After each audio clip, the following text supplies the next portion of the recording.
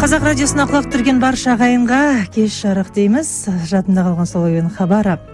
Бүгін бізде қонақта халықаралық байқаулардың лауреаты, таңғажайып, ерекше дара суретші Ринат Елеубаев.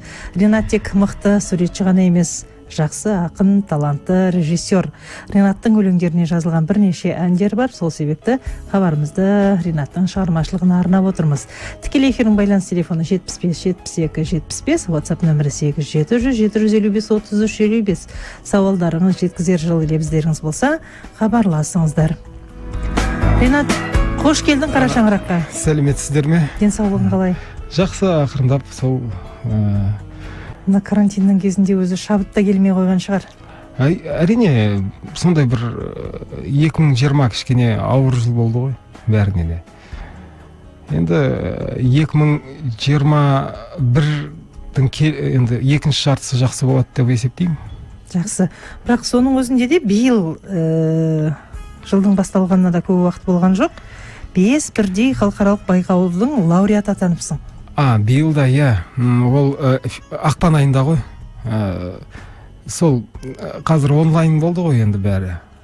Сол бір сондай бір карантин болғасын ба, сондай бір уақыт болғасын, осы мен қатыса салайыншы деп бірден сол қызық болсын, бірден 5 байқауға қатысып бағым сынап көрейінші дедім да, онлайн ғой қазір. Сол картиналарын жібердім. Қандай картиналарын жібердің? Қайсысы саған лауреат атағын алып келген, жеңімпаз атанды? Әр картина, әр байқауға әр түрлі картинадан әдейі жібердім да, сөйтіп. Бір картинаны емес, енді екі картинадан мысалы байқауға. Содан мысалы бір байқауға берген картинамды екінші байқауға бермеймін да. Өйткені өзімді да сынауым керек қой. Иә. Ол өзім үшін ғой бірінші орында. Сондықтан білмеймін, енді жақсы, енді лауреат деген жақсы нәтиже ғой, халықаралық деңгейде болғасын. Енді сондай бір мезетте, бір айдың ішінде негізі рекорд сияқты ғой, енді ондай бізде болды ма, болмады ма, бірақ сондай таңсық дүние болып есептедім да, солай бірден 5-еуіне қатысайын деп. Енді Аллаға шүкір, 5-еуінен де лауреат атандық. Қай мемлекеттерде өтті? Екеу Украина, сосын Испания, сосын қалған үшеуі Ресей. Петербург, Москва. Мәскеу. Құттықтаймыз. Бұл енді үлкен жақсы жаңалық. Енді онлайн болғасын қатыса салайын енді елімізді. Ол да жақсы ғой. Қай жерде болмасын енді Қазақстан деп айтылады. Қазақстан деген ол біз үшін, мен үшін, және де бәрі үшін жақсы дүние да, өйткені әр айтылған сайын адамдардың жадында сақтала береді Қазақстан деген унитарлы, жеке, тәуелсіз мемлекет бар екен деп. Білмейтіндер де кезінде болды ғой, бірақ қазір енді біліп жатыр ғой. Осы өзің сияқты таланттардың арқасында ғой. Ерлік елдің қасиеті, жүректік жігіттің қасиеті дейді. Қазақтың атын әлемге әйгілеп жүрген біздің нағыз ер азаматтың бірісің деп айтамыз. Енді жаңа хабарымыздың басында айттық, Ринат тек қана суретші ғана емес, жақсы ақын, талантты режиссер деп. Өлеңді бала күннен жазатыныңызды жақсы білеміз. Ал өлеңдеріңе ән қай кезден бастап жазылды? Негізі былай ғой, енді әрине мен өзімді ақынмын деп есептемеймін енді шын мәнісінде. Бірақ енді әу демейтін қазақ жоқ дейміз ғой, енді мен өзім Мұқағалины, көп қазақ поэзиясын, қазақ әдебиетін жақсы көрем ғой, енді ол. Әр қазақ солай шығар деп ойлаймын. Асықпай, жата жасанып, бір демалыстарда оқып, сөйтіп поэзияны, әдебиетті сөйткен жақсы көрем өзім. Содан кейін сөйтіп жүрген кезде өзім мынау Астана қаласының филармониясының жатақханасы болған. Мен сонда тұрдым. 2005 жыл болса керек, Батима мен Ұлан Изинаевтар деген әншілер болды. Ерлі-зайыптылар. Солармен бірге бір жатақханада тұрдым мен.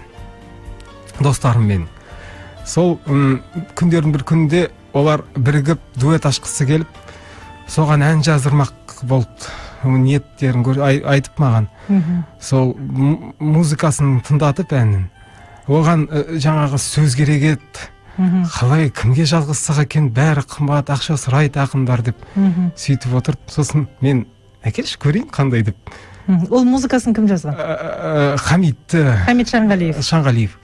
Ол кезде жас қыранда жас қыранда ол қосымша әндерді жазып, композитор ғой, жақсы. Сосын жарайды деп мен бір шимайлап былай жазып мен тез содан кейін қарасам екеуі қалай күшті деп әндерге келіп тұр. Жеңіл керек деді ғой, енді жеңіл сөздер керек дейді әнге. Анау сол тақырыбы қандай болсын деді? Махаббат деген ғой, махаббат. Енді жаңа қосылып жатқан уақыттар екеуінің махаббаттары от болып лаулап жалындап тұрған уақыт болады ғой. Сол соған арнап мен екеуінің махаббатын қарап, соған андай қуанып, екеуінің махаббаты масқара от болып, бірін өте қатты ғашық болып, жақсы көріп тұрғанын көріп, соған байланысты жаңағы сөздерді, мәтінді жазып бердім. Бір қарасам өздерін ұнап жатыр. Бір уақыттарда қарасам ән жаздым деп, Ринат деп тыңдатты. Ой деп мен... Өзіңе ұнады ма? Өзіме енді ұнады. Енді мен ақын емеспін ғой енді. Бірінші өлеңе ән жазылған соң кішкене сезім басқаша болады ғой. Әрине, қазақ радиосынан да шықты ғой. Астана радиосынан ба? Астана радиосынан да шықты бір кездері. Сол кезде мен, ой, мынау менің сөзім ән болып айтылып жатыр ма деген сияқты бір қалай деген, мен өзімді енді сондай бір бұндай болу мүмкін емес деген ой ғой енді. Қалай қуаныш кернеді дейсің ғой. Әрине, оны басқа адамдар да тыңдайды. Менің сөзім ба, қалай? Мен ешкім емеспін, жай ғана мәдениет басқармасында істейтін жай ғана маманмын деген сияқты. Енді ол кездері мен суретті салып жүрдім, бірақ көбінесе мына мәдениет саласында жүрдім ғой енді. Ақша табу керек, күнкөріс керек. Сосын сол осы әнді, олардың да бұл тұңғыш ән екен да, екі дуэттің, Батима мен Ұлан дуэтінің тұңғыш әндері. Менің да тұңғыш сол әндерге сөз мәтін жазған уақытым еді. Сол көп ұзамай басқа әншілер де маған келе бастады. Басқа әншілер басқа ән туралы сосын айтамыз біз? Жоқ, жаңағы Ұландардан кейін олар айтады ғой. Мен әнге сөз жазғыздым, сол кім жазды дейді, Ринат дейді. Тегін жазып берді, ойбай деп. Көбейді дейсің. Көбейе бастады. Ән жазғызатындар. Ал қазір біз Ринаттың өлеңіне жазған алғашқы әнді тыңдайық. Ұлан мен Батима Изенаевтардың орындауында ән жазған Хамид Шанғалиев жанымсың дейді. Бірге тыңдайық.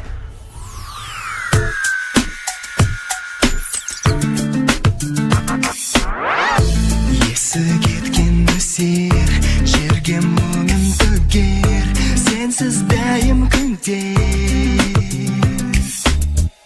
Сел болып өтер, өмірім бекер, жаныңнан жайдап басар.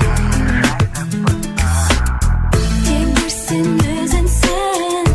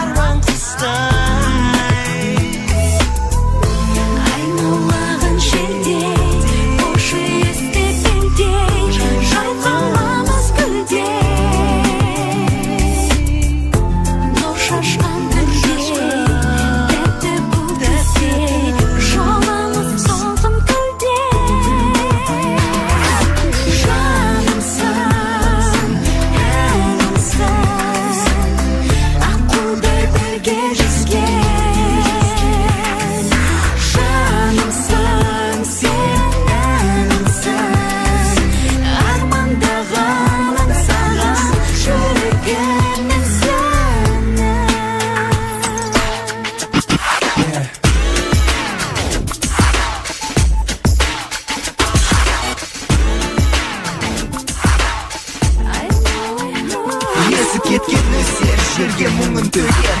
Сенсіз дайын күндер сел болып өтер. Жанымның серігі, махаббат көрігі, жайнашы жасыл бақтай, дидарың балдай. Әнімсің, аққудай бірге жүзген. Жанымсың, сен әнімсің, армандағаның саған жүрегім.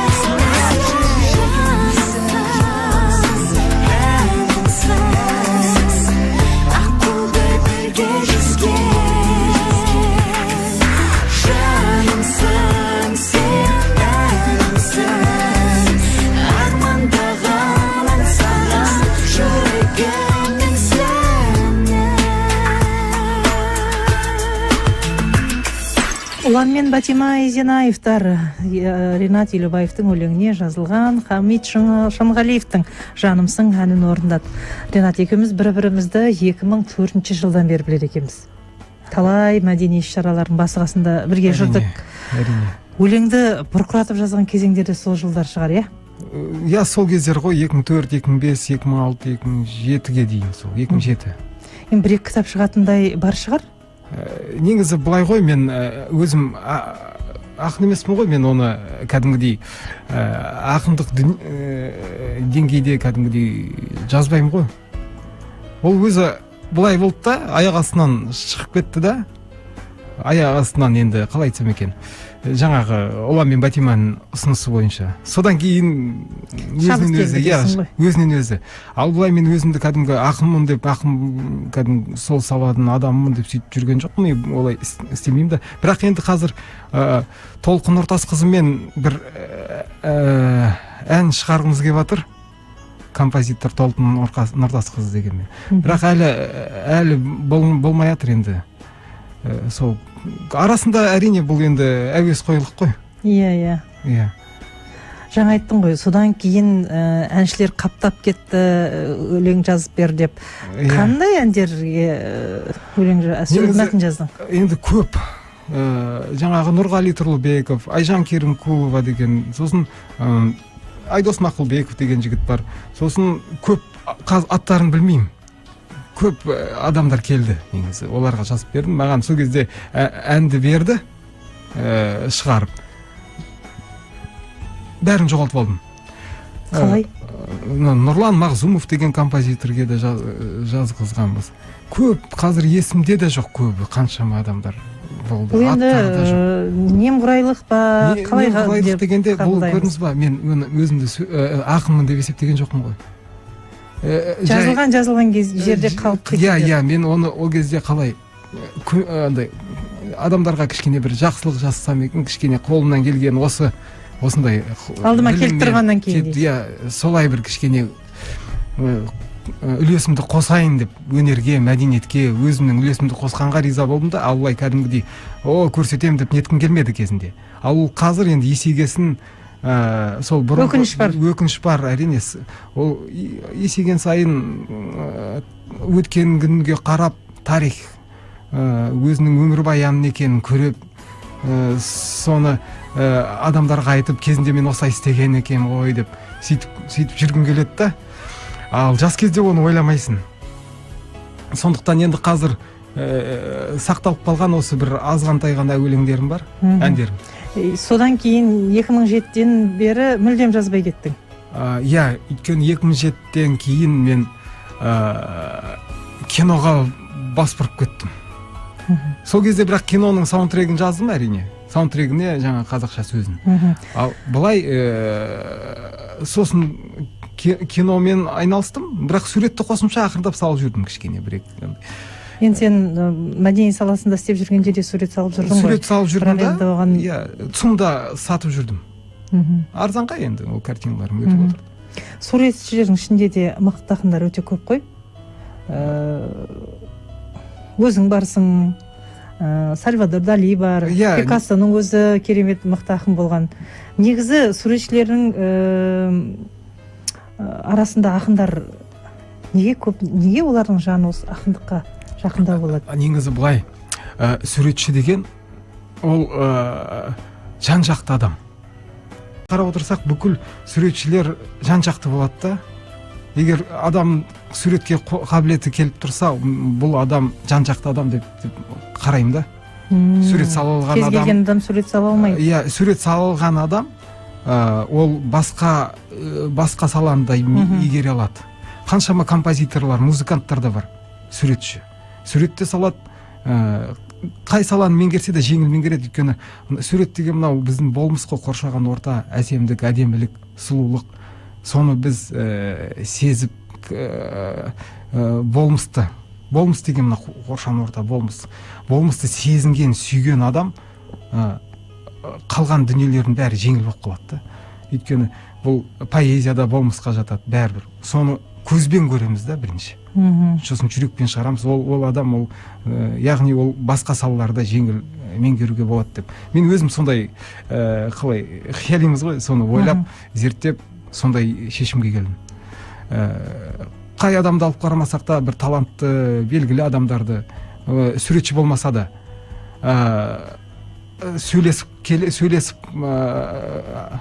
сөйлесе бастасақ, оның суретке деген қабілетін байқаймын.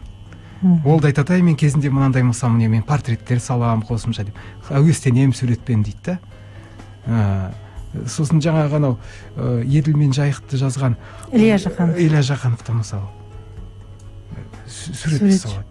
Сол сияқты сурет деген ол сондай бір суретті меңгерген адам тылсымды қоршаған әлемді меңгеретін адам деп есептеймін өзім.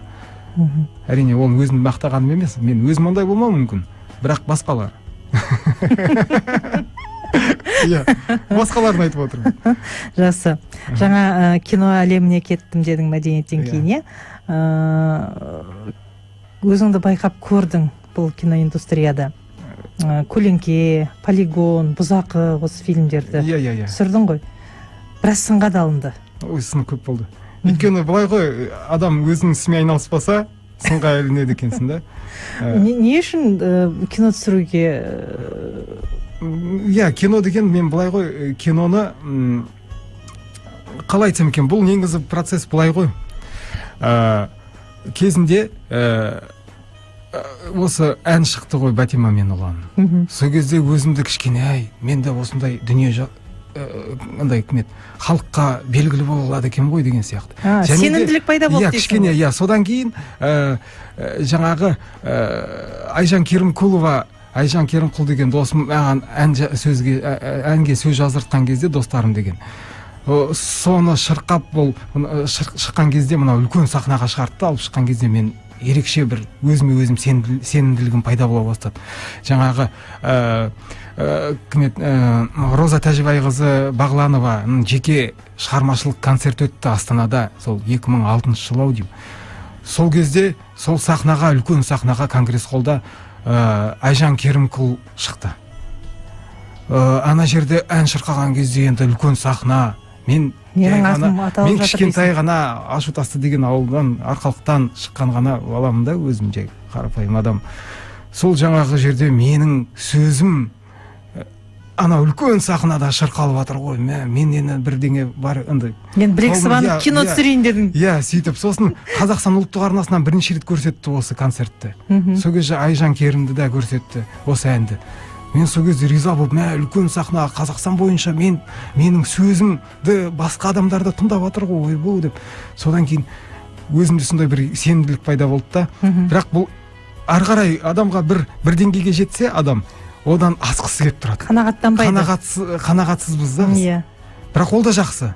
Тоқтап қалу деген ол ондай адамдар дұрыс емес. Ұмтыла беру керек. Жан жақтан өзіңді көруің керек дейсің. Енді бұдан ары қарай суретті былай қойдым, енді шектеп қойдық, жетеді осы. Енді киноны көрейін. Кинодан қарқын тіпті өседі деп есептедім. Өйткені әндермен қатты өспейді ғой, өйткені көбінесе әншілер белгілі болады да. Иә, авторлары. Иә, авторлар. Содан кейін ойландым да, кино режиссер деген ол енді деген керемет салмақты не ғой. Енді ізденбейтін, өзін іздемейтін адам болмайды ғой. Иә. Жас кезде бәрі бірдеңеге талпынады да. Жан жақты іздеу керек адам. Мынау өмір аламан бәйге ғой. содан жаңағы жүйрік болғым келіп тұрады да, әр адам солай талпынады, бірақ көбінің қолынан келе бермейді ғой. Тек қана бәйге алатын бір-ақ адам болады ғой бәрібір. Сондықтан сондай ғой, солай есептеймін да өзім өмірде. Сол жаңа жерде енді кино көрейін түсіріп деп, мүмкін кинодан бағым ашылып кетер деп. Әйтпесе концерттер өткізіп жүрміз, анау өткізіп жүрміз, өзіме ұнамайды. Ұнайды енді, бірақ қатты бір андай қанағаттанбаймын. Мен кино көрейін деп түсіріп, жоқ жерден, ол кезде мынау қазір соткамен де монтаж жасай салатын уақыт болды ғой. Ол кезде ондай емес, ондай заман емес, 2008-де ғой енді түсіргеніміз. Жоқ жерден ақшамыз да жоқ түсіретін, тегін түсірдік та. Бірақ ешкім сенбейді соны тегін түсіргеніме, көлеңкені. Сол жаңағы жақсы кино қай жағынан сынайтылды негізі? Көлеңкені мен қарап шықтым. Көлеңкені сынағанда былай болды. Адамдар былай ойлады. Қаншама ақша құртып, енді олардың ойынша ақша құртады дейді да. Құртып осындай бейшара кино түсірген ба деген сияқты. Мен ақшасы түсірген кино ол. Ешкімнің қалтасынан ақша алған жоқ. Ең басты мағына бар. Екінші мағынасы бұл бандиттік кино, криминал. Енді ол кезде жас болдым. Жас кезімде мынау енді ер адамдар енді сондай, біз 90-шы жылғы балаларымыз ғой.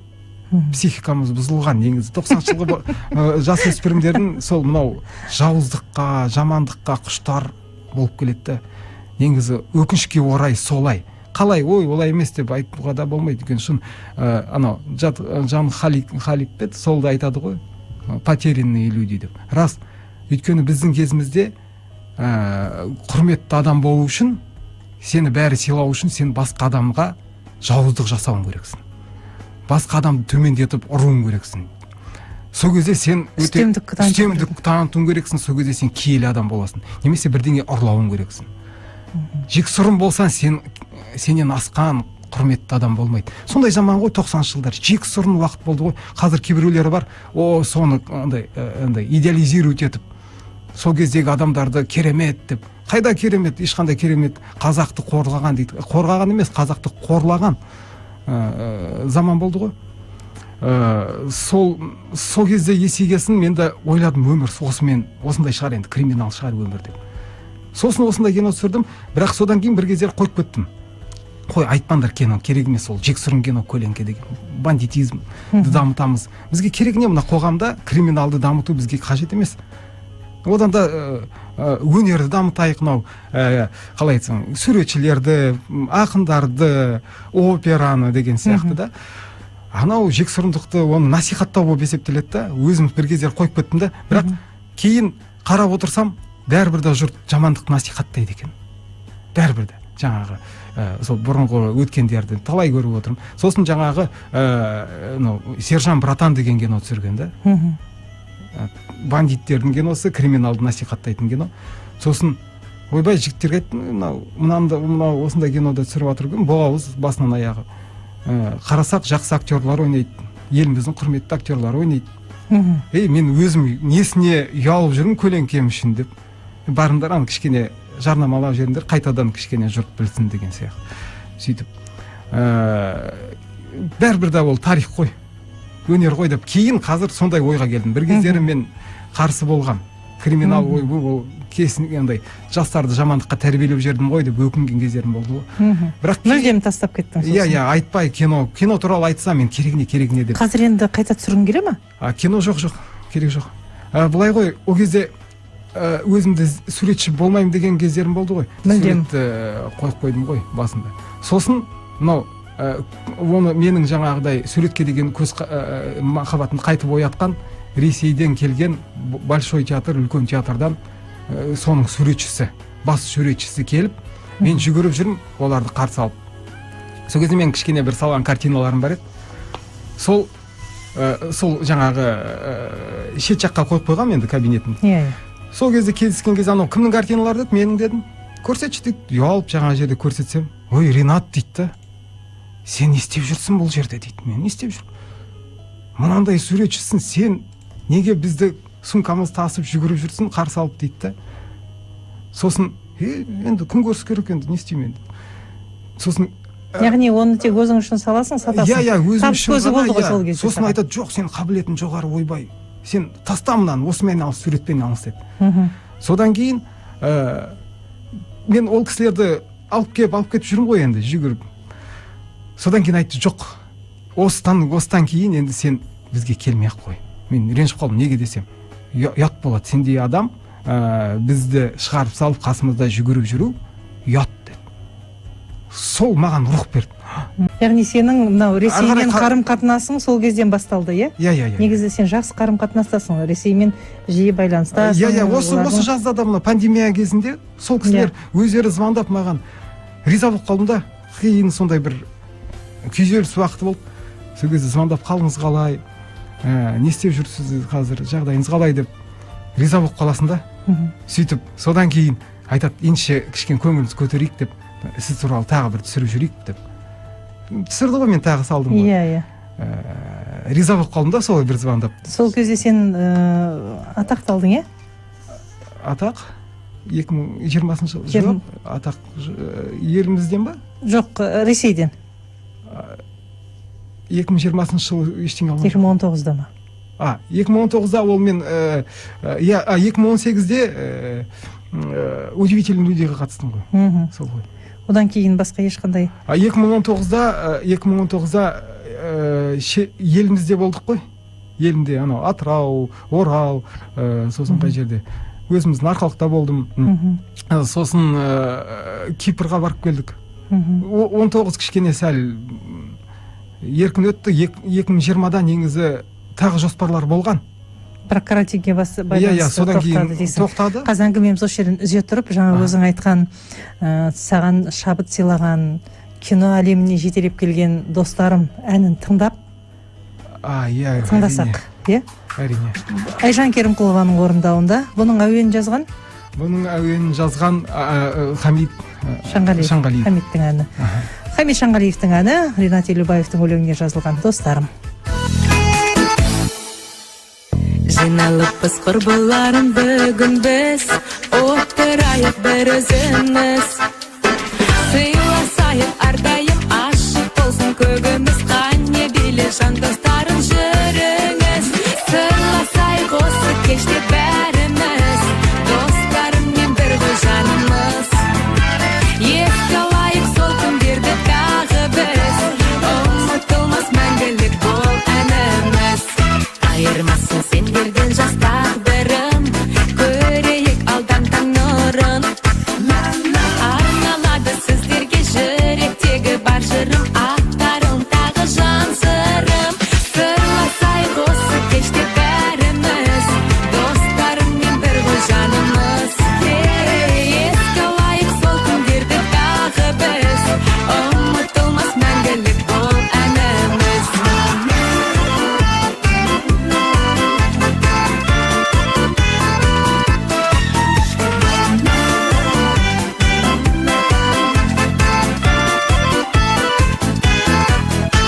Сырласайық осы кеште бәріміз, достарыммен бір ғой жанымыз. Еске алайық сол күндерді тағы біз, ұмытылмас мәңгілік бол әніміз. Осы кеште бәріміз, достарыммен бір ғой жанымыз. Еске алайық сол күндерді тағы біз, ұмытылмас мәңгілік бол әніміз. Ұмытылмас мәңгілік бол әніміз.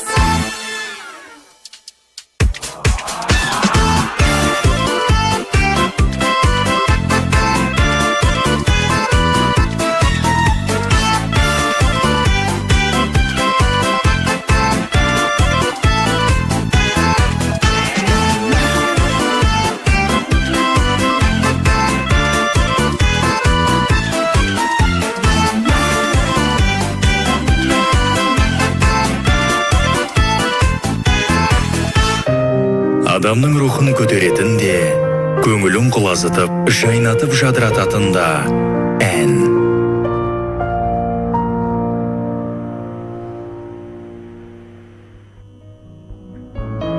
Дәл қазір студияда сағатымыз кешкі 8-ден 42 минут кеткенін көрсетіп тұр. Жадында қалған сол әуен хабары Қазақ радиосының тікелей толқынында. Бүгін бізде қонақта халықаралық байқаулардың лауреаты, көзін жұмып сурет салу арқылы әлемді мойындатқан дара суретші, өзіміздің жерлесіміз Ринат Елубаев.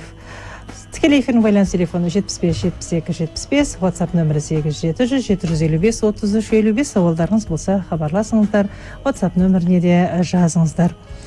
Достарым әні қалай шықты? Достарым деген ән, сол Айжан келіп маған осы әнді, осындай бір ән бар, соған сөз жазып берші деп. Мәдениет басқармасында біз екінші қабатта отырдық, олар филармония 3-ші қабатта отырған. Сол жаңағыдай буындарын беріп, содан мен көп ұзамай тез жазып бердім енді. Сол достарыма қатысты деген ән ғой. Ол ерекше ән болды да, ол да маған рух берген ән, Айжанның әні. Жаңағы айттым ғой. Көп негізі былай қазір естіп, әндерді жаңағы Батиманың әнін естіп отырып, мен сол кезге оралып отырмын да. Мына енді Айжанның әнін қазір естіп, тағы да сол уақытқа бір оралып қайты, саяхатта өткенге. Сол өте керемет ән, өзім үшін. Ой толқынмен талай жерді шарлап қайттың дейсің. Сол жаңағы айттым ғой, бүкіл Қазақстан ұлттық арнасында көрсетіп, Роза Бағланованың жеке шығармашылық концертінде шырқалған ән мен үшін бір ұмытылмас сәт болып есептеледі. Өнерде бақталастық та, бәсекелестік те көп. Әрине көп. Бірақ Аллаға шүкір, қазір қолдап отырғандарда енді қарапайым халық қолдап отыр да, рухани жақсы қолдап отыр. Танып отыр, көбі таниды, Аллаға шүкір деймін да. Сосын Замзагүл Ертайқызы деген кісі бар, 53-ші мектепте. Ол кісі де мені қолдап, сол кісінің директоры, сол мектептің директоры қолдап, сол кісі жақсы көмектесіп жатыр, қолынан келгенше. Соған ризамын. Ақырындап асықпаған арбамен қоянға жетеді дейді ғой. Кезінде сол осы Астанаға 2003 жылы келіп, жаңа ғана оқу бітіріп Астананы бағындырам деп арман қуып келдім. Аллаға шүкір қазір. Шүкір деу керек та Аллаға. Ренжи беру. Кейде болады ренжейсің өмірге. Ой, анау деп, мынау нетпей жатыр, қолдамай жатыр, мынау бүйтпей жатыр. Пендешілікпен дейсің. Пендешілікпен айтып қаламыз ғой. Сондықтан қиын әрине. Екінің бірі ала бермейді картинаны. Алса бір сәтіне байланысты алады да. Арзанға бермеймін картинамды. Сондықтан әрине мен арзанға сата берсем, бизнесті ойлап бір қалай болса солай. Ол менің атыма, абыройыма нұсқан келеді. Сол және де мынау пандемиядан кейін бәрі ұмытылып қалды ғой. Ол үшін ондай шақыртулар қай уақытта болатынын айтайын ба? Егер де мен тағы бірдеңе бір ерекше бір дүниемен шығып, бір таңғалдырып сондай ойда бар ма? Онда білмеймін енді, ол қазір бірдеңе ойластырып жатырмын, бірақ ол бола ма болмай бір Алла біледі. Кішкене сәл тәжірибем жетіспейді. Сондай болса, ол кезде, сондай болған кезде әрине басқалары назар қайтадан аударады.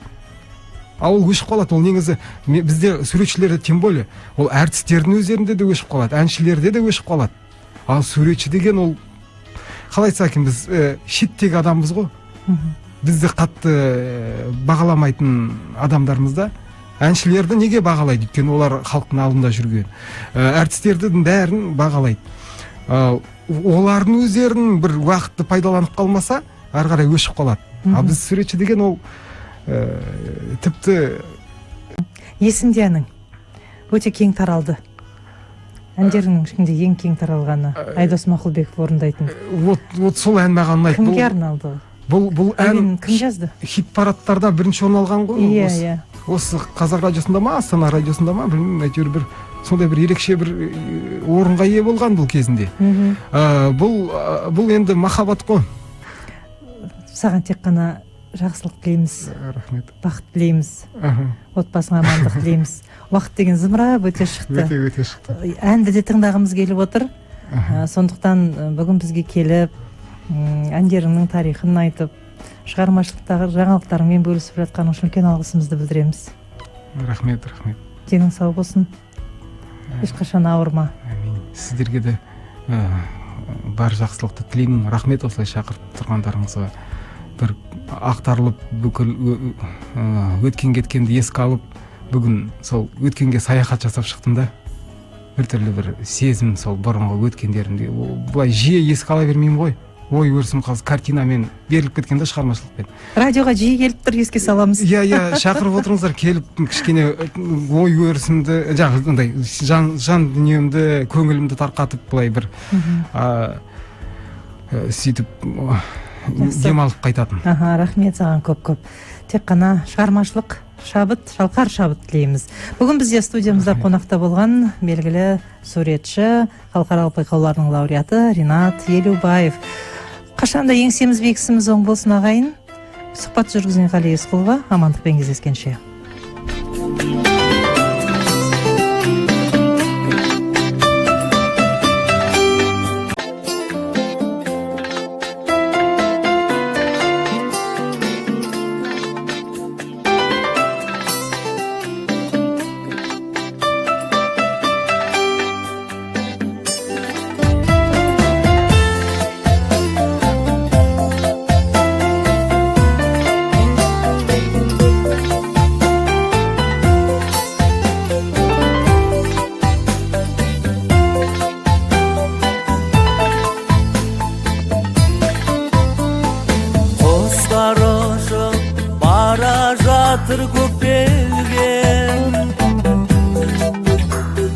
Сағынамын өзіңді жаным, жайқалады әсем гүлдер көктемде, оятып бір сезімді жаным. Қарсы алып сенсіз атқан әр таңды сәулем, жолдаймын дайым саған хаттарды, қоспайды тағдыр біздей жандарды сәулем. Сағындым жаным сол бір шақтарды, есілде айлы түн кешінде қоштасқан едім өзіңмен жаным. Жүрсем де алыста қалдым сен есімде, есімдесің есімде, мәңгі есімде.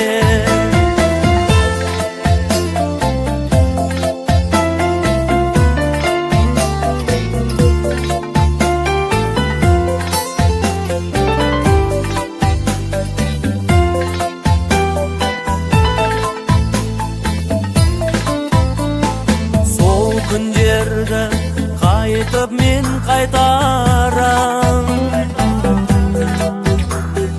бәрі де кешеді жаным.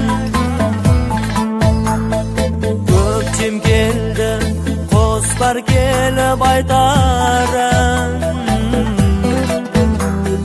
самалды жел еседі жаным. Зымырап жылдар, айлар өтеді, сен жүрсің қайда жаным бүгінде. Болашақ жарқын, арман көп еді, қалмаған екен қазір бір гүлде.